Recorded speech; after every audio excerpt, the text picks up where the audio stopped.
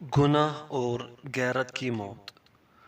मासी से गैरत का नूर बुझ जाता है। अल्लाह और अल्लाह के रसूल सबसे ज़्यादा गयूर हैं। मासी की सज़ा ये भी है कि इंसान के दिल से वो गैरत फना हो जाती है जिससे कल्ब की हयात व इस्लाह वाबस्ता है। कल्ब की ज़िंदगी के लिए गैरत वही हुक्म रखती है जो जिस्म की ज़िंदगी के लिए हरारत गजी गरी गरीजिया रखती है। जिस तरह जिस्म बगैर हरारत गरीजिया के ज़िंदा नहीं रह सकता, कल्ब बगैर गैरत के ज़िंदा नहीं रह सकता। गैरत की हरारत ही कल्ब की खबासत और नापाकी, मज़मूम सिफ़ात, ज़लील व खसीस औसाफ को जला देती है। जिस तरह की आग की भट्टी सोना, चांदी, लोहे का जंग जला देती है। और दुनिया में सबसे ज़्यादा शरीफ, बुलंद रुतबा, आली कदर, आली हिम्मत शख्स वो होता है जो अपने अंदर अपने लिए, अपने खवास के लिए और बंदगानी इलाही के लिए इंतहा दर्जा की गैरत रखता हो। और यही वजह है जो मोहम्मद रसूलुल्लाह सल्लल्लाहु अलैहि वसल्लम अपनी उम्मत के हक़ में सारी दुनिया से ज़्यादा गयूर थे। और अल्लाह हक़ सुब्हान व तआला रसूलुल्लाह सल्लल्लाहु अलैहि वसल्लम से भी ज़्यादा गयूर है। जैसे कि सही बुखारी में मरवी है, रसूलुल्लाह सल्लल्लाहु अलैहि वसल्लम ने फरमाया, क्या साद बिन उबादा रज़ियल्लाहु अन्हु की गैरत पर तुम्हें ताज्जुब हो रहा है? यकीन करो मैं इनसे ज़्यादा गयूर हूँ और अल्लाह ताला मुझसे भी ज़्यादा गयूर है, यानी गैरतमंद। और सही बुखारी में मरवी है कि रसूलुल्लाह सल्लल्लाहु अलैहि वसल्लम ने एक मरतबा सूरज ग्रहण के मौका पर फरमाया, ए उम्मती मोहम्मद, अल्लाह ताला से ज़्यादा कोई गयूर नहीं कि इसका कोई बंदा या बंदी ज़िना करे। नीज़ इसी सही बुखारी में मरवी है, अल्लाह से ज़्यादा कोई गैरतमंद नहीं, और इसी वजह से इसने ज़ाहिरी बातनी फ़वाहिश को हराम करार दिया है। और अल्लाह से ज़्यादा कोई माज़रत को पसंद करने वाला नहीं, और इसीलिए इसने अपने पैगंबर को जन्नत की बशारत और दोज़ख से डराने वाला बनाकर भेजा है। और अल्लाह से ज़्यादा मदह व तारीफ़ का पसंद करने वाला कोई नहीं, और इसीलिए इसने खुद अपनी तारीफ़ की है। इस हदीस में रसूलुल्लाह सल्लल्लाहु अलैहि वसल्लम ने गैर को कि जिसकी असल कबाह ज़माइम और जराइम से कराहत व बुग़्ज़, और माज़रत को कि जिसकी असल कमाल अदल, कमाल रहमत और कमाल एहसान है, एक जगह जमा फरमा दिया। हक़ सुब्हान व तआला इंतहा दर्जा का गयूर है, लेकिन फिर भी वो इस बात को महबूब रखता है कि बंदा इसकी बारगाह में माज़रत खवा होकर आए और ये इसकी माज़रत कबूल फरमाए। नीज़ ये कि जिन उमूर से गैरत व हमीयत भड़क उठती है, इसके इर्तिकाब पर अल्लाह फ़ौरन मुआख़ज़ा और बाज़ पुरस नहीं करता, ताकि बंदा इसकी बारगाह में माज़रत माफ़ी पेश करे।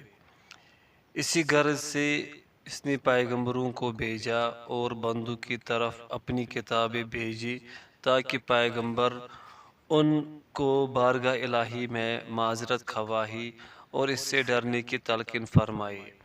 अल्लाह का ये इनाम व एहसान इसकी इंतहाई अज़मत व जलालत की और इंतहाई एहसान और इंतहाई कमाल की दलील है। क्योंकि अमूमन देखा गया है कि जिन लोगों में बाफरात गैरत हुआ करती है, वो शिद्दत गैरत की वजह से बहुत जल्द मुश्ताइल हो जाते हैं और फ़ौरन अक़ूबत व सज़ा का हाथ बढ़ा देते हैं। ये मुल्ज़िम को माज़रत का मौका देते हैं, न ही इसकी माज़रत कबूल करते हैं।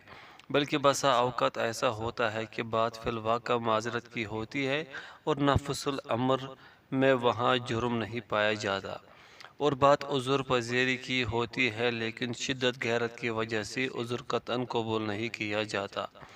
बहुत से लोग ऐसे भी होते हैं जिनके अंदर गैरत का मादा ही सरे से कम होता है, और वो माज़रत कबूल करने और عذر پذیری ہی کو بہترین کام سمجھتے ہیں، حتیٰ کہ اس قسم کے لوگوں کے یہاں معذرتوں اور عذر پذیرائیوں کی راہیں بہت وسیع اور کشادہ ہو جاتی ہیں، اور ان امور کو بھی عذر سمجھا جاتا ہے جو فی الواقع عذر نہیں ہوا کرتے، اور بے شمار انسانوں کو بلا عذر خواہی کے معذور قرار دے کر درگزر کر دیتے ہیں۔ اور یہ بات بالکل واضح ہے کہ غیرت اور معذرت علی الاطلاق پسندیدہ نہیں ہے، بلکہ قابل تعریف اور قابل ستائش یہ ہے کہ ہر دو اپنے اپنے درجہ اور مرتبہ میں نمایاں ہوں۔ افراط و تفریط کسی طرح بھی قابل ستائش نہیں ہے، چنانچہ حدیث صحیح میں وارد ہے کہ رسول اللہ صلی اللہ علیہ وسلم نے ارشاد فرمایا، غیرت کی بعض صورتیں اللہ تعالیٰ کو پسندیدہ ہیں اور بعض ناپسندیدہ۔ ناپسندیدہ غیرت وہ ہے جو خواہ مخواہ شک و شبہ کی بنا پر کی جائے۔ سنن نبی داؤد و سنن نسائی۔ حقیقت امر قابل ستائش یہ ہے کہ غیرت اور معذرت پذیری دونوں ہمدوش و ہم رکاب رہے۔ غیرت کی جگہ غیرت سے کام لیا جائے اور عذر پذیری کی جگہ عذر پذیری سے کام لیا جائے، اور ہر وہ شخص جو ان دونوں کے مواقع اور مواقع کی رعایت کو اچھی طرح سمجھے وہ مدح و ثنا، تعریف و ستائش کا زیادہ مستحق ہے، اور چونکہ حق سبحانہ و تعالیٰ کے اندر تمام صفات کمالیہ بدرجہ اتم موجود اور مجتمع ہیں، اس لیے وہ سب سے زیادہ مستحق مدح و ستائش ہے۔ اللہ تعالیٰ اسی مدح و ستائش کا مستحق و سزاوار ہے جو اس نے خود اپنے لیے کی ہے، اور جس مدح و ستائش کا وہ مستحق ہے کوئی دوسرا اتنی مدح و ستائش نہیں کر سکتا۔ پس اللہ تعالیٰ کا کوئی غیور بندہ اللہ تعالیٰ کی صفات کمالیہ میں سے کسی ایک صفت میں بھی اس کی موافقت کر لیتا ہے تو یہ صفت اس کی قیادت و رہبری کرتی ہے، اور اس کی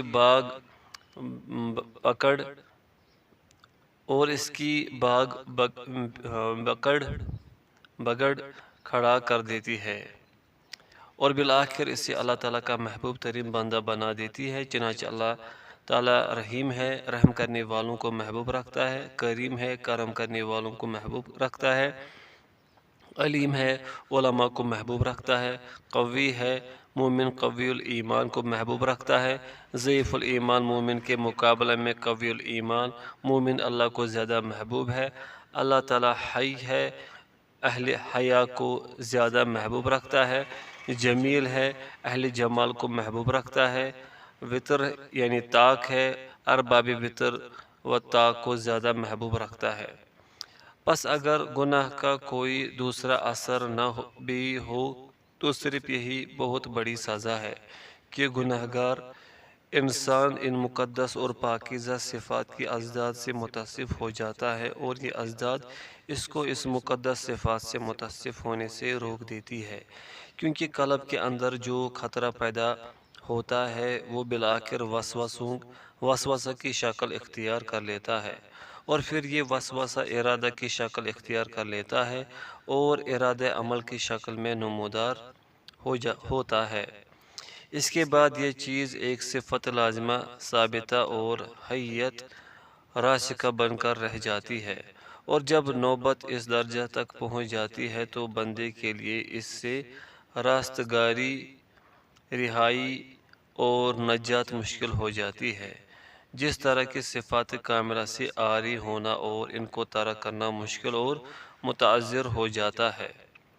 مقصود یہ ہے کہ انسان کے اندر جس قدر گناہوں کی شدت اور کثرت ہوتی چلی جائے گی، اسی قدر اس کے قلب سے غیرت و حمیت کا جوہر کم ہوتا چلا جائے گا، اور پھر اسے نہ اپنے حق میں غیرت آئے گی، نہ اپنے اہل و عیال کے حق میں، نہ عام لوگوں کے حق میں۔ غیرت کا مادہ یکسر ختم ہو جائے گا، انجام یہ ہوگا کہ وہ کسی قباحت و گناہ کو قباحت و گناہ ہی نہیں سمجھے گا، جب انسان اس درجہ تک پہنچ جاتا ہے تو سمجھ لو وہ ہلاکت و تباہی کے دروازے میں داخل ہو گیا۔ اس قسم کے لوگوں میں اکثر کا یہ حال ہو جاتا ہے کہ کسی قباحت و گناہ کو قباحت و گناہ ہی نہیں سمجھتے، بلکہ گناہوں اور ظلم و جور، فسق و فجور کو ایک پسندیدہ مشغلہ بنا لیتے ہیں، اور دوسروں کو بھی ظلم کرنے کی ترغیب دیتے ہیں، اور ظلم کو مستحسن کام بنا کر لوگوں کو اس پر آمادہ اور برانگیختہ کرتے ہیں اور ظالموں کی امداد کرتے ہیں، اور یہی وہ راز ہے جس کی وجہ سے دیوس کو خبیث ترین مخلوق کہا گیا ہے۔ غور کرو غیرت کی کمی نے دیوس کو کس درجہ تک پہنچا دیا۔ اس سے تمہیں معلوم ہو جائے گا کہ غیرت اصل دین ہے۔ جس کے اندر غیرت نہیں، اس کے اندر دین نہیں ہے۔ غیرت قلب کے اندر حرارت اور گرمی پیدا کرتی ہے۔ جب قلب گرم ہوتا ہے تو سارے جسم میں گرمی پیدا ہوتی ہے، اور اسی حرارت و گرمی کے زور سے وہ برائیوں اور فسق و فجور کی مدافعت کرتا ہے۔ جب غیرت نہیں ہوتی تو قلب مر جاتا ہے، اور جب قلب مر جاتا ہے تو جسم اور اعضاء بھی مر جاتے ہیں، اور پھر اس کے اندر جرائم کی مدافعت کی طاقت ہی باقی نہیں رہتی۔ قلب کے اندر غیرت کا ہونا ایسا ہی ہے جیسا انسان کے اندر امراض کی مدافعت کے لیے قوت کا ہونا، کہ جس قوت کی وجہ سے وہ ہمیشہ مرض کی مدافعت اور مقابلہ کرتا رہتا ہے۔ جب قوت ختم ہو جاتی ہے تو مرض پوری شدت سے اس پر قابو پا لیتا ہے، اور آخری انجام یہ ہوتا ہے کہ مرض اس کو موت کے گھاٹ اتار دیتا ہے۔ غیرت انسان کے لیے وہی درجہ رکھتی ہے جو بھینس اور بیل وغیرہ کے لیے سینگ کا درجہ ہے۔ انہی سینگوں کے زور سے وہ اپنی اور بچوں کی حفاظت کرتے ہیں اور دشمن سے بچاؤ کرتے ہیں۔ جب سینگ ٹوٹ گئے تو پھر ہر دشمن اس پر حملہ آور ہونے لگتا ہے۔ معاصی اور گناہ سے شرم و حیا کے جوہر کا فنا ہو جانا۔ معاصی کی ایک سزا یہ بھی ہے کہ حیا جو قلب کا اصلی جوہر حیات ہے، فنا ہو جاتی ہے، حالانکہ ہر خیر و فلاح کی اصل جڑ شرم و حیا ہی ہے۔ جب یہی فنا ہو جائے تو خیر و فلاح کی امید ہی نہیں قائم کی جا سکتی۔ صحیح بخاری میں رسول اللہ صلی اللہ علیہ وسلم بیان کرتے ہیں، حیا سراسر خیر و بلائی ہے، اور رسول اللہ صلی اللہ علیہ وسلم کا ارشاد ہے، لوگوں نے پچھلی نبوت کی کلام میں سے جو کچھ پایا ہے ان میں سے ایک یہ ہے کہ جب تم حیا نہ کرو تو پھر جو بھی جی چاہے کر گزرو۔ صحیح البخاری۔ اس کلام کی دو تفسیریں کی گئی ہے۔ ایک یہ کہ یہ تنبیہ اور وعید کے طور پر کہا گیا ہے، اور معنی یہ ہے کہ جب تم نے شرم و حیا چھوڑ دی تو پھر جو چاہو کرو، جو برائیاں بھی چاہو کر گزرو، کیونکہ برائیوں سے باز رکھنے والی چیز صرف شرم و حیا ہی ہے، اور جب یہی ختم ہو گئی تو پھر کون سی چیز برائیوں سے انسان کو روک سکتی ہے۔ اس کلام کی یہ تفسیر سیدنا ابو عبیدہ رحمۃ اللہ علیہ نے کی ہے۔ دوسری تفسیر یہ ہے کہ جس کام کے کرنے میں تمہیں اللہ تعالیٰ سے حیا دامنگیر نہ ہو سکے وہ تم کر سکتے ہو، کیونکہ جس کام میں اس سے حیا دامنگیر ہو وہ قابل ترک ہے۔ یہ تفسیر بروایت امام ابن حانی رحمۃ اللہ، امام احمد رحمۃ اللہ نے کی ہے۔ پہلے تفسیر کی روح سے یہ کلام وعید، تحدید اور تنبیہ ہے، جیسے کہ سورہ حامیم سجدہ میں وارد ہے، جو چاہو عمل کرو اللہ تم کو دیکھ رہا ہے، حامیم السجدہ۔ دوسری تفسیر کی روح سے یہ کلام ایک قسم کی رخصت و اباحت پیش کر رہا ہے، یعنی جس کام میں تمہیں اللہ تعالیٰ سے حیا دامنگیر نہ ہو اس کے کرنے میں کوئی حرج نہیں۔ اگر کہا جائے کہ کیا اس کلام کو ہر دو معنی پر ایک ساتھ محمول کر سکتے ہیں، تو میں کہوں گا ہرگز نہیں۔ اس شخص کے قول کے مطابق کہ لفظ مشترک اپنے تمام معانی پر مشتمل ہو سکتا ہے۔ یہ کلام اپنے ہر دو معانی پر محمول نہیں ہو سکتا، کیونکہ ایک معنی کی روح سے یہ ایک وعید، تحدید اور تنبیہ ہے، اور دوسرے معنی کی روح سے اباحت و رخصت، اور ظاہر ہے کہ وعید و تحدید اور اباحت و رخصت میں منافات ہے۔ ہاں، یہ ضرور ہے کہ جب ایک معنی کا اعتبار کیا جائے تو دوسرے معنی کا بھی اعتبار لازم و ضروری ہے۔ مقصود یہ ہے گناہوں سے جو ہر حیا ضعیف و کمزور ہو جاتا ہے، بلکہ بسا اوقات ختم ہو جاتا ہے، حتیٰ کہ وہ اس قدر بے حیا اور بے شرم بن جاتا ہے کہ لوگوں کے دیکھنے سننے سے بھی وہ متاثر نہیں ہوتا، بلکہ لوگ جب اس کے برے حالات کی طرف سے متوجہ کرتے ہیں اور اسے اس کی برائیوں اور اعمال بد کے برے نتائج سے باخبر کرتے ہیں، پھر بھی اس پر کوئی اثر نہیں ہوتا، اور یہ صرف اس لیے ہوتا ہے کہ حیا کا اصل جوہر اس کے اندر سے بالکل فنا ہو جاتا ہے۔ جب کسی انسان کی حالت اس درجہ تک پہنچ جاتی ہے تو پھر اس کی اصلاح ناممکن ہو جاتی ہے۔ ایسے شخص کی حالت ابلیس دیکھتا ہے تو بہت خوش ہوتا ہے اور اسے شاباش دیتا ہے اور کہتا ہے، اے فلاں و خیر سے محروم، میں تجھ پر قربان، تو میرا سچا رفیق ہے۔ لفظ حیا حیات سے مشتق ہے۔ برسات کو حیات کہا جاتا ہے کیونکہ زمین کی روئیدگی، درختوں، کھیتوں، گھاس اور ہر جاندار کی زندگی اس سے وابستہ ہے۔ اسی طرح حیا کو بھی دنیا اور آخرت کی حیات کہا گیا ہے۔ جس آدمی کے اندر حیا نہ ہو وہ ایک مردہ انسان ہے، اور ایسا انسان آخرت میں سب سے بڑا شقی و بدبخت ہوگا۔ گناہ اور بے حیائی میں، گناہ اور بے غیرتی میں باہم تلازم ہے۔ جہاں بے حیائی اور بے غیرتی پائی جائے گی، گناہ ضرور پائے جائیں گے۔ جو آدمی اللہ تعالیٰ سے حیا و شرم کرتا ہے وہ گناہوں سے احتراز کرتا ہے۔ قیامت کے دن اللہ تعالیٰ بھی اسے سزا دینے میں شرم و حیا برتے گا، اور جو اسے شرم و حیا نہیں رکھے گا اور گناہ کرے گا تو وہ بھی قیامت کے دن اسے سزا دینے میں کسی قسم کا حیا نہیں برتے گا۔ اللہ کی عظمت، جلالت اور محبت میں کمی۔ معاصی سے بندے کے دل میں پروردگار عالم کی عظمت و جلالت کم ہو جاتی ہے۔ معاصی کی ایک سزا یہ بھی ہے کہ بندہ کے دل میں پروردگار عالم کی عظمت و جلالت کم ہو جاتی ہے۔ اللہ تعالیٰ کی عظمت و جلالت و وقار و ہیبت جو بندے کے دل میں ہونی چاہیے قطعاً باقی نہیں رہتی۔ اگر قلب میں اس کی عفت و ہیبت موجود ہوتی تو وہ کبھی عصیان و نافرمانی کی جرأت نہیں کرتا۔ بسا اوقات بعض فریب خوردہ انسان یہ کہتے ہیں کہ اللہ کی بارگاہ سے بڑی امیدیں رکھتے ہیں اور اس کی عفو و کرم کی فراوانی ہم سے گناہ کراتی ہے۔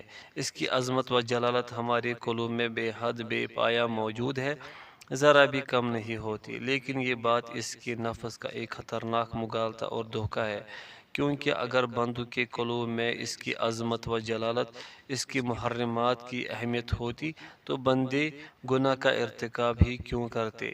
اس کی عظمت و جلالت، اس کی محرمات کی اہمیت کا احساس بندوں اور گناہوں کے درمیان ایک زبردست دیوار ہے جو بندوں کو گناہوں سے روکتی ہے۔ جو لوگ معاصی اور گناہ کرتے ہیں در حقیقت وہ حق تعالیٰ کی اور اس کی اوامر و نواہی کی کوئی قدر و عظمت ہی نہیں کرتے۔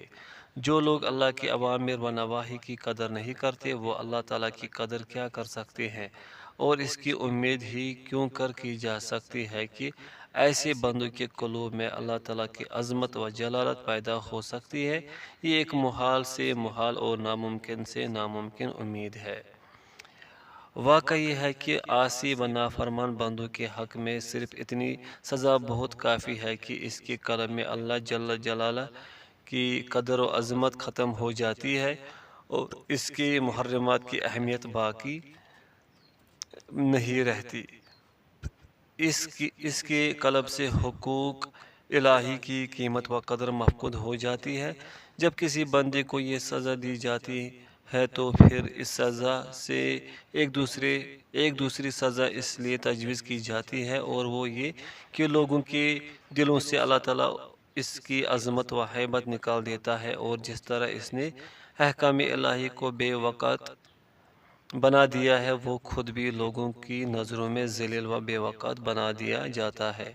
حقیقت ہے کہ بندے کے دل میں جس قدر اللہ کی محبت ہوگی اسی قدر لوگ اس سے محبت کریں گے، جس قدر اس کے اندر اللہ کا خوف ہوگا اسی قدر لوگ اس سے ڈریں گے، جس قدر وہ حرمات الہی کا عظمت و تعظیم کرے گا اسی قدر لوگ اس کی عظمت و تعظیم کریں گے۔ یہ کیوں کر ممکن ہے کہ یہ تو حرمات الہی کی حدیں توڑ دے اور لوگ اس کی حرمات کی حدیں نہ توڑے؟ کیا نافرمان بندہ اس کی امید و توقع رکھ سکتا ہے؟ حقوق الہی کی بے قدری کرنے کے بعد یہ کہاں ممکن ہے کہ اللہ تعالیٰ کی نظروں میں اسے بے قدر اور ذلیل نہیں کرے گا؟